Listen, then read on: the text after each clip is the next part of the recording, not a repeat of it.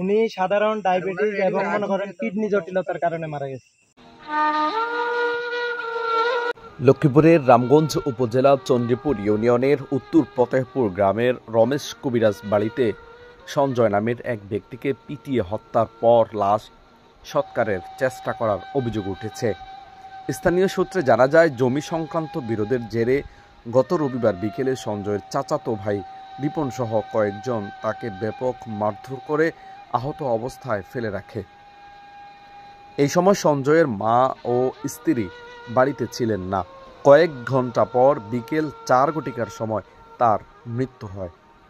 পরে রাতের অন্ধকারে রিপন দ্রুত লাশ দাহের প্রস্তুতি নেন। খবর পেয়ে স্থানীয়রা সঞ্জয়ের স্ত্রীকে জানালে তিনি থানায় খবর দেন। পুলিশ রাত 10টার দিকে ঘটনাস্থলে গিয়ে দাহ কার্যক্রম বন্ধ করে লাশ থানায় নিয়ে আসে। প্রত্যক্ষদর্শীরা জানান, লাশের শরীরে একাধিক আঘাতের চিহ্ন রয়েছে। স্থানীয় দফাদার জানান, সঞ্জয়ের সঙ্গে তার চাচাতো ভাইয়ের দীর্ঘদিন ধরে জমিজমা সংক্রান্ত বিরোধ চলছিল। এছাড়া তার এক ভাবির কাছ থেকে এক চৌকিদার সম্পত্তি কিনে নিলে সেটি নিয়েও সঞ্জয়ের সঙ্গে বিরোধ তৈরি হয়। বিষয়টি সুষ্ঠু তদন্তের দাবি জানান তিনি। আজকে দীর্ঘদিন এর মারামারি আছে, ফিডাফিডি আছে। কিছুদিন আগে আবার বাড়িতে স্বাস্থ্য ভাই জানাতো ভাই সব আতাতি করছে। আমারে ফোন দিছে সন্ধ্যে, ফোন দিয়ে কয় ভাই এই অবস্থা, আমার ঘরে আক্রমণ করছে। তখন তুই তো থানায় অভিযোগ দিছ, থানা পুলিশ জানা। ওই চৌকিদারের নাম কি? রাসেল। ও আচ্ছা আচ্ছা। সম্পত্তি কিনছে কে? চৌকিদারের কে কিনছে সম্পত্তি? চৌকিদারে কিনছে আর তার বাইর বোর সম্পত্তি। এইটা নিয়েও তো দ্বন্দ্ব ছিল। আচ্ছা, চৌকিদার নাকি ওরে মারছে এমন অভিযোগ উঠছে, বিষয়টা জানেন কিনা? সেটা জানি না, বলতে থানায় একটা অভিযোগ দিয়েছে, মেডিকেল গেছে, এটা জানি।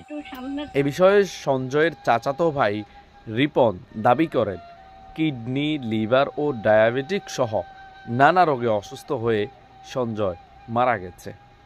আর কিছু আমরা জানি না। অন্যদিকে নিহতের স্ত্রী সান্ত্বনা রানী জানান, কয়েক মাস আগে বাড়িতে ঝামেলা হওয়ায় আমাকে বাবার বাড়িতে রেখে যায় সঞ্জয়। কয়েকদিন আগে আমার স্বামীকে ব্যাপক মারধর করেছে রিপন সহ পুরো গং। এরপর থেকে তার সঙ্গে আমার কোনো যোগাযোগ ছিল না। আজ শুনি তিনি মারা গেছেন।